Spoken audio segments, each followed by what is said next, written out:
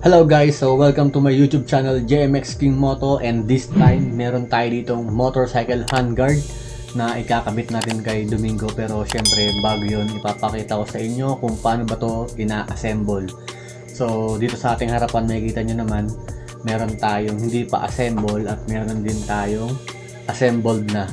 So ito yung magiging itsura ng ating motorcycle handguard para kay Domingo sa ating Dominar 400. Ito yung pinaka handguard niya.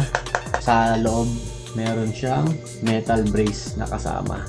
Legit guys, metal siya. Lock. Ito para sa ano natin to, para sa throttle, handlebar clamp. Ito yung kakapit mismo dun sa ating handlebar. Meron din siyang turn signal light. Forma, 'di ba? Ayan, so nabili natin to online and ilalagay na lang natin yung link sa baba ng video na to. Okay? Bali, unahin na natin ikabit itong ating turn signal light dito sa loob. Ilusot lang natin dito. Ayan. Saka makikita nyo naman may ano siya eh. May pasukan ng mga screw para malak siya.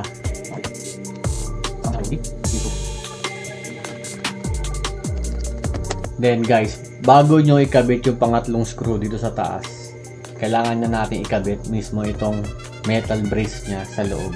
And since may wiring tayo, so syempre mas maganda nakatago yan, 'di ba? Para hindi mukhang makalat. So makikita niyo naman dito ay sa loob, meron siyang groove kung saan dun mo pwedeng itago yung mga wirings niya. 'Di ba? Nilagay talaga siya para matago yung wire.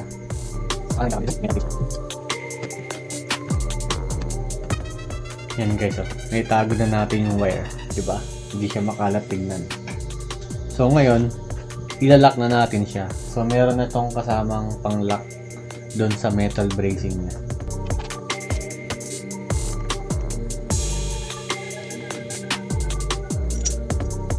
So dito guys, sa may turn signal lights niya, yung malaking screw na yung gagamitin mo. Kasi masyado na siya makapal. Nakakabit na yung ating turn signal lights.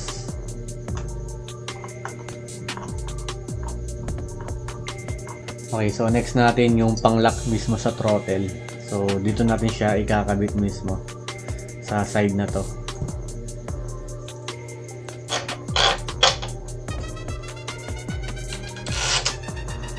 Yan, so ngayon ire-ready lang natin para bukas pag pinakabit natin kay Boss JC Cruz ng Imus. Yan, kung magpapagawa kayo ng mga Dominar 400 nyo or mga big bikes, kayang-kaya ni Boss yan. Next yung handlebar clamp. So aluminum naman to guys, don't worry. Meron na rin siyang kasamang yung palaman sa gitna para hindi magagasgas yung ating handlebar. Kadalasan kasi 'di ba to? Rubber. Hindi ko lang kung bakit to. Kung bakit plastic yung ginamit nila. Pero anyway, okay pa rin naman siya. So sa ngayon guys, pinapakita ko lang sa inyo kung paano siya i-assemble Ayan guys, ayan siya. So pag kinabit siya, ito yung magiging itsura niya. Ganyan. So parang nakaganyan. Ganyan yung magiging forma niya. Ito, nakakabit sa handlebar. Tapos ito, sa throttle.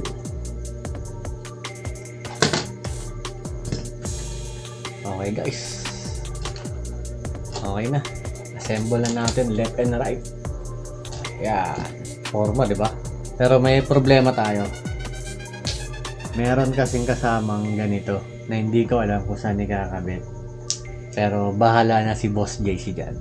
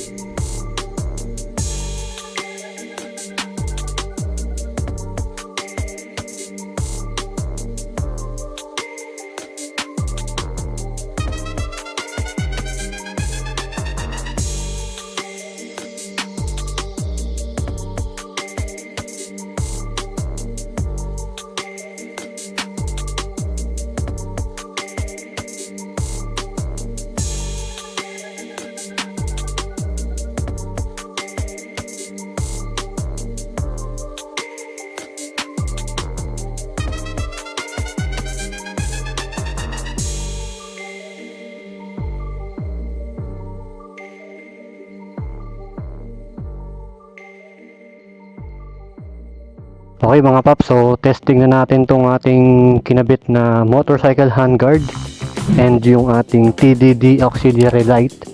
So shoutout nga pala kay Boss JC Cruz ng IMU. So siya yung gumawa nitong ating Dominar. So siya na rin yung nagkabit ng ating motorcycle handguard pati ng ating TDD auxiliary light. So shoutout sa iyo boss, thank you. Yan, so mapapansin nyo yung ating handguard meron ng park light, 'di ba?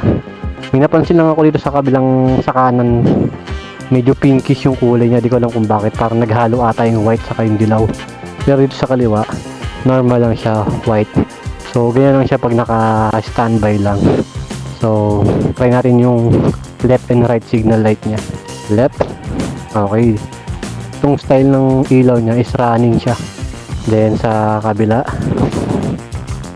ayos. Hazard.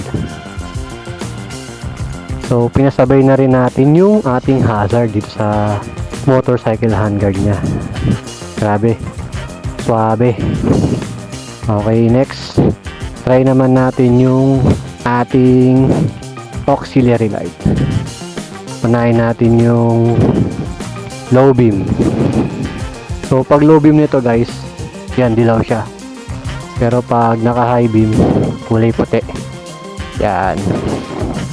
Tapos yung blue water na matagal nang nakakabit sa Dominar natin, ayan siya. Isang mode lang to. Pagsabay, ayan, white. Test natin yung dilaw. Okay. Passing. So pwede rin tayo mag-passing light pag kahit nakabukas yung ating auxiliary light. Off ulit natin.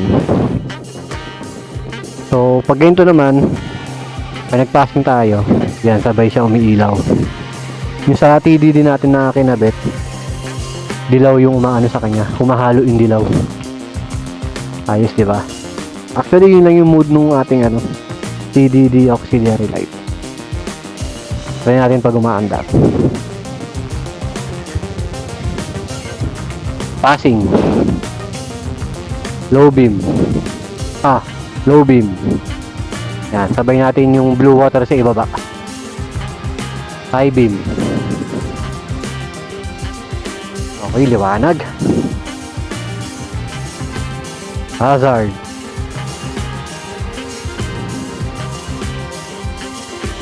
Passing. Okay, suabe. Solid gumawa talaga si Boss JC Cruz.